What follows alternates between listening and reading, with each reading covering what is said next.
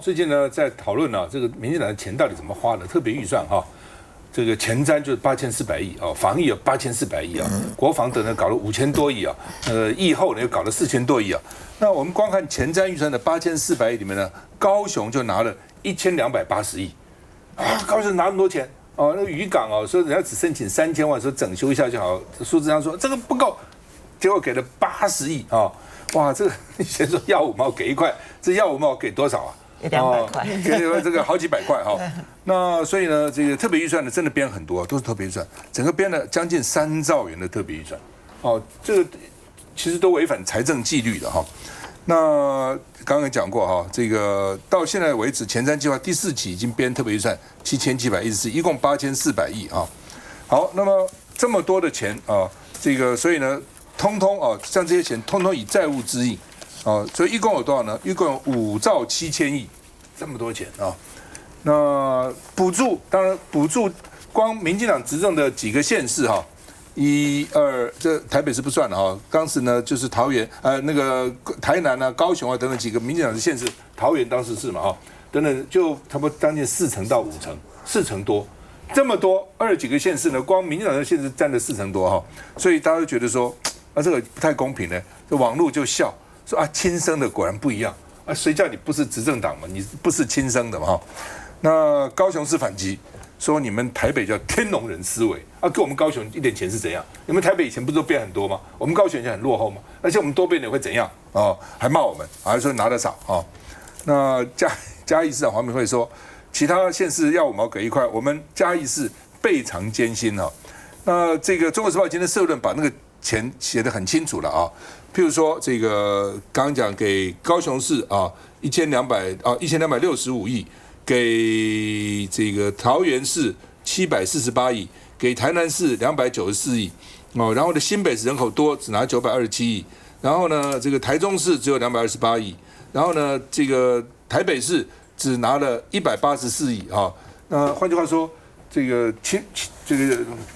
不疼娘不爱那如果你不是执政的县市，就变成这样。我们看一下。审计部公布的资料就被质疑，蔡政府补助难道也分蓝绿？6都最后全国第9，那当然我们希望中央在补助款都能够公平合理，同时也能多体恤地方政府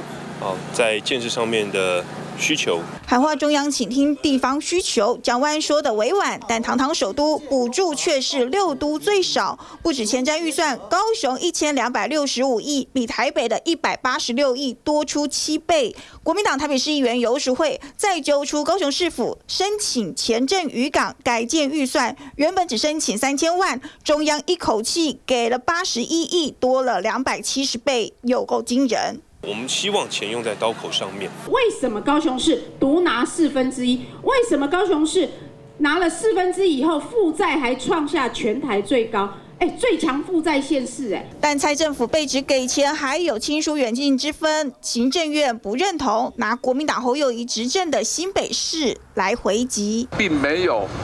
偏重哪一个特定的县市，像是桃园市跟新北市这些发展快速的这一些城市呢，就提出来比较多的这样的一个申请比台北市还来得多。前瞻预算中央发钱有没有特别偏爱自家人？数字摊开来，蓝绿各自解读。很明显，你们台北市是6都之末，184亿只有高雄的零头不到，高雄拿了1265亿，我们拿零头拿不到，那到底分配合不合理？刚刚赵先生提到，第3期里面的中央补助，那台北市排后段班之外，那我觉得还有一个重点是这样子今天贺陈旦民党第1任交通部长不在联合报有个投书吗？当初前瞻计划怎么来的？就说中央开支票给地方，那地方填上去，越填越多，越填越多，把所有支票填满，填到很多计划根本不是前瞻计划里面有的你不要说高雄的渔港多少是盖停车场的。这些是要用年度预算的编到年度预算，逐年去编预算，大家不是都灌到前瞻计划里面，都全部用特别预算，所有 cover 到地方的原本该年度计划来编列的这个是很大的一个争议你不要讲说民党照顾自己人民党五个执政县市拿了前瞻计划40%，如果老实讲如果是我父母亲在分配年终不是年终奖金啊，在分配那个红包的时候，我其中给一个，我比较疼哪一个，我就发的给他特别多。你觉得其他小孩不会叫吗？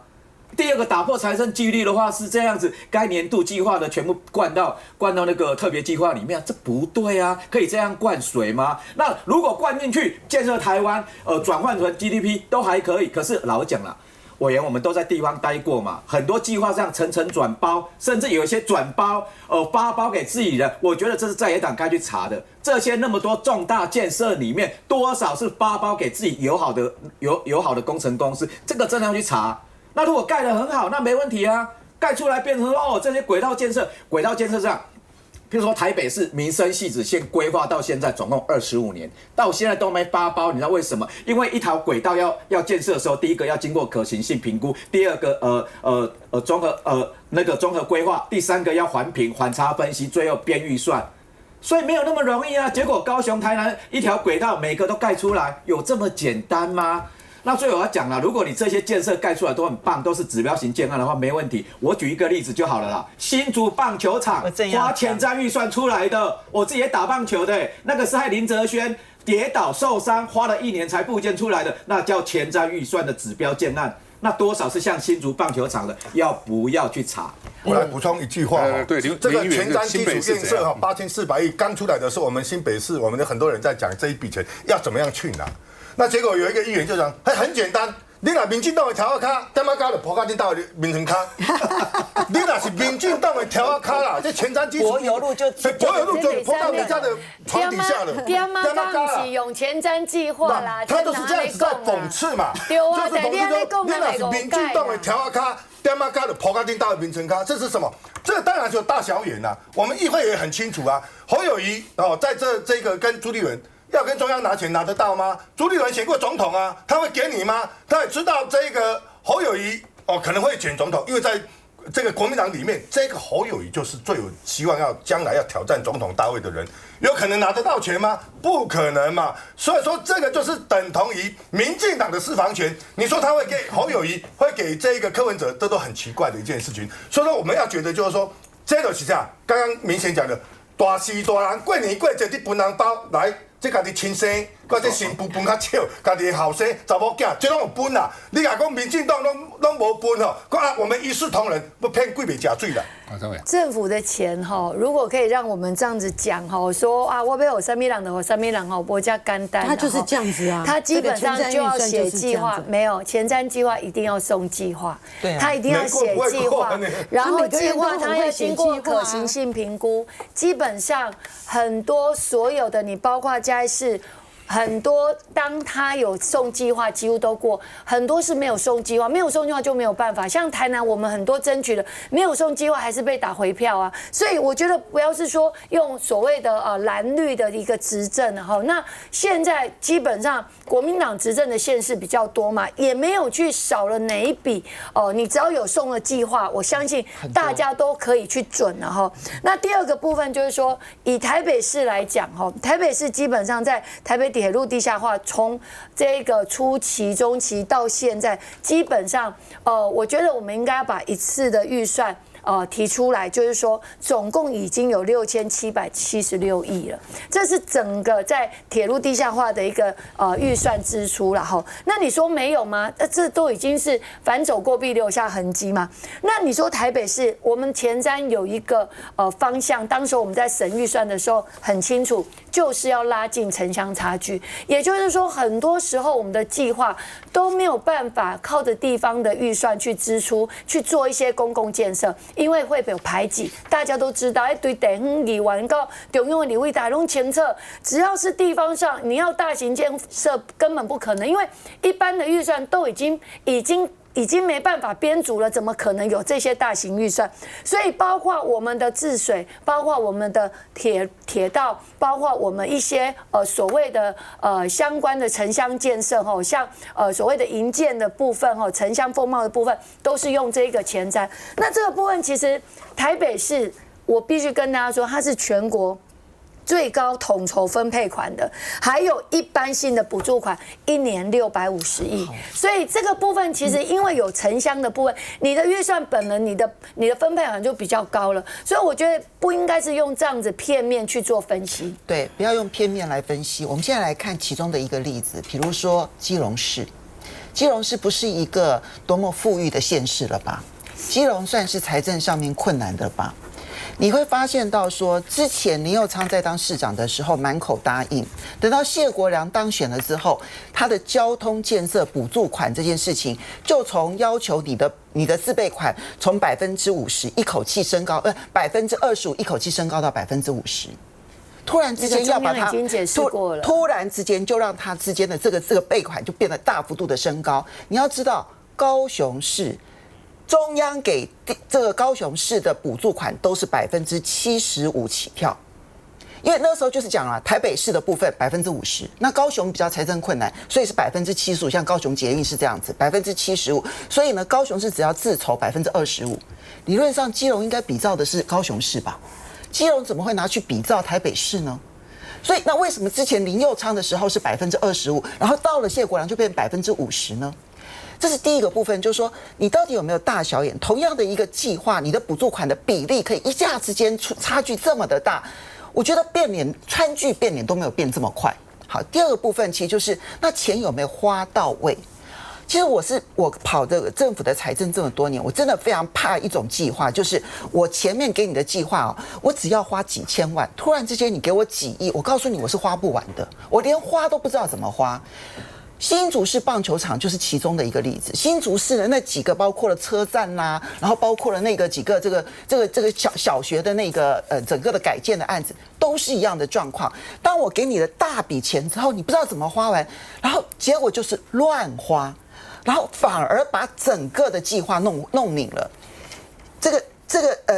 个前镇渔港，你要告诉我说它有多厉害？我提一个计划要3000万，你到底是什么样子的天来神笔给他81亿，270倍？我告诉你，我连要找什么样子的工程，然后把它给花出去，其实你都会不知道。所以你就知道说，今天的问题一边呢是你给的那个比例的问题。就说我到底补助你这个计划补助多少？如果你变成蓝营执政，我就让你变钱坑。然后另外一边呢，就是我怎么样子在一个计划当中腐烂到这里面上下其手。前镇渔港就是其中的一个例子。他现在问题还来了，就是他这个爱之是足以害之啊，因为他一下子开放了这个几十条这个所谓跟铁路有关的这个预算了，所以变成大家抢工人了。抢工地主任，抢工程师，现在反而变成就一直流标，然后呢，再加上最近的工资，因为这样的工资就上涨嘛，是台积电也在那边这个盖新厂，所以呢，工资上涨，材料上涨，就变成那个整个价钱跟原来编就高了。对，一高后地方的自备款就要增加了，地方更叫了，我已经没钱了，就没钱了，所以搞了个半天了，搞得一塌糊涂。因为很多事情你要有规划嘛，我台湾有多少人力物流，多少材料，我应该怎么做，哪个优先其次，你一次都搞，然后搞得一塌糊涂。不过因为刚刚有谈到台北市铁路交，因为那个时候刚好我当市议员，我还做过台北市议会的公务小组召集人。台北市的铁路地下化分4期，还包括板桥，就拉到板桥地下化，一共4期的花费是1740亿元，40亿啦，1740亿。当然那个时候你现在拉到现在可能要很多钱，但那个时候要早点做的话呢，基本上呢带来非常多的便利。以前你记不记得到台北市经过中华商场那边就那个平价车就放下来，那边等半天，然后塞车塞得一塌糊涂哈。所以那个地下化对整个大台北地区的发展其实是有很大的帮助的。休息一下再回来。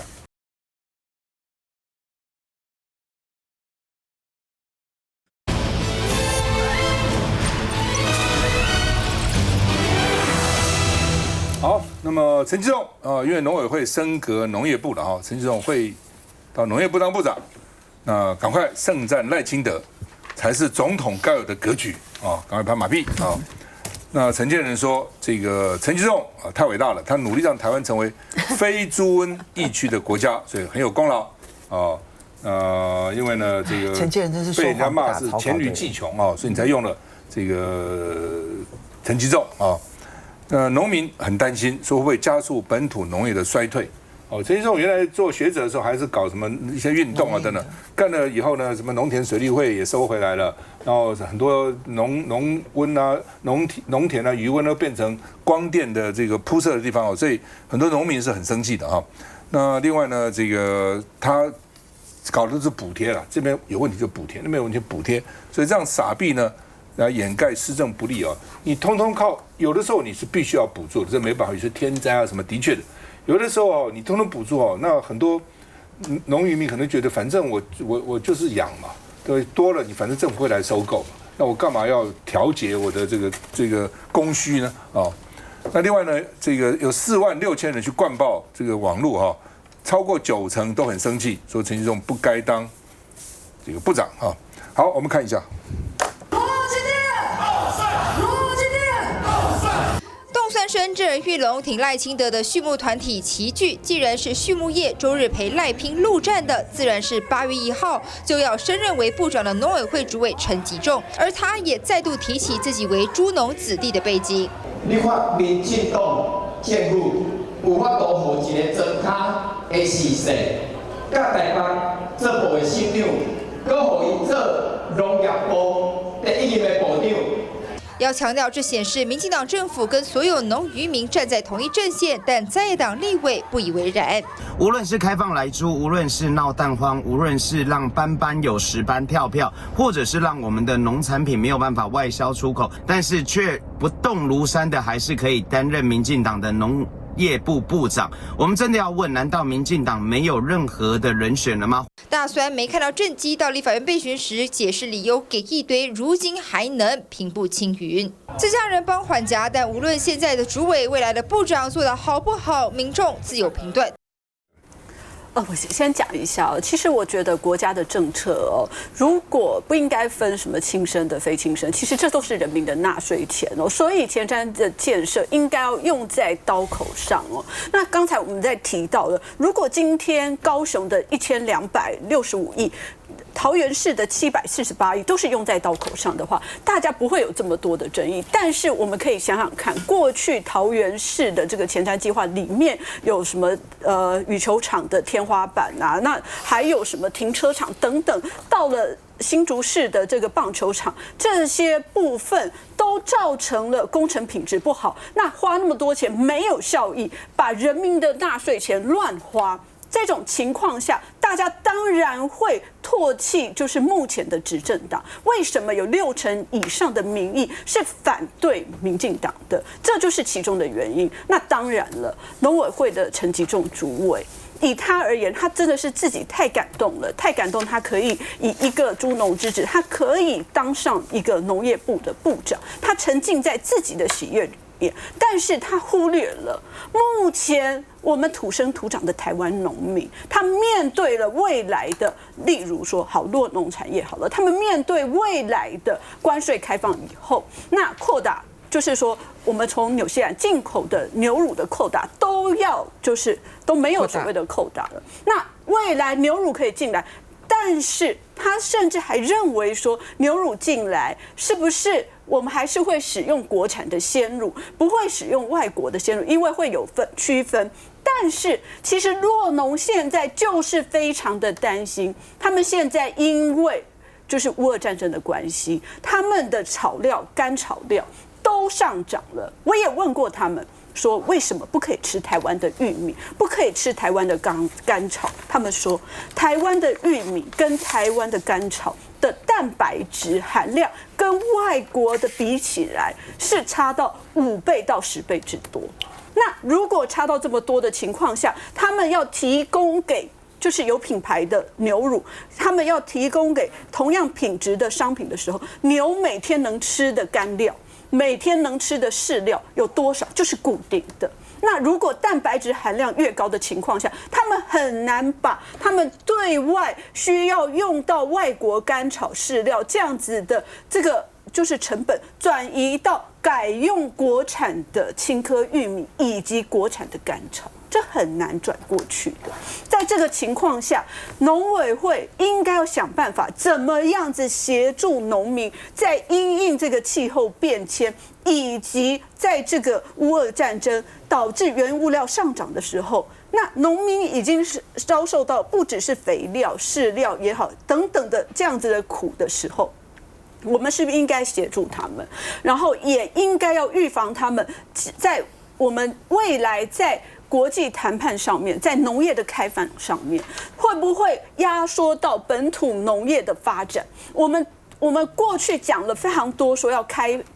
开发国外的市场，但是在国外市场开发上面，我们到底有没有绩效？目前我们西州的芭乐现在已经盛产，今年因为没有下雨，然后那个果树盛产的非常多，但是因为夏天的芭乐果相本来就比较不好，所以价格很差。过去我们说我们要协助台湾的芭乐卖到美国去，可是呢，现在呢，我们西州的芭乐，我们彰化的芭乐在产地没有办法销出去啊。但我们除了就是说农委会所说的，我们有开发新的这样子的销路，但是这个销路怎么样跟我们现在的冷链系统，怎么样子跟我们所有的就是说经销商的系统怎么样子结合在一起，怎么样子提高我们在远洋的货运的上面的时候，我们果相怎么保持，这都需要农业技术，而农委会有没有做到？所以提到农业问题，农业区的这个民意代表一肚子气哈。我是那天访问了一个兽医，他讲说纽西兰，然后等到官司都零的时候，台湾的酪农要倒40%，有40%酪农活不下去。来，文平。我觉得啊，如果台湾啊现在在讲哦，谁最是官场现形记的典型代表呢？就是陈吉仲。好，刚才谢一凤委员实在是很客气了，好说他只是很自恋，他自己的什么一个穷困的孩子变成了，不是啊，他就是丑陋嘴脸的代表啊。一个穷困的孩子自立自强，读到博士，大学教书，这本来是励志的故事。可是呢，从哪里开始转折呢？就是扒着官位不放为了想要求官，什么不要脸的事情都可以做得出来包含呢讲出所有唯心之论，坐在他的农委会的这个位置上，现在竟然还可以升官变成农业部部长。在他任内呢，他毁掉了什么？他毁掉了果农，对不对？我们现在水果这进口那个出口都出问题，然后他又毁掉了蛋农，对不对？因为我们之前的这个蛋荒呢，大家也做了很多的分析，也跟他的这个原物料上涨呢，还有这个原料的这个部分，然后呢，现在马上又要去毁掉酪农。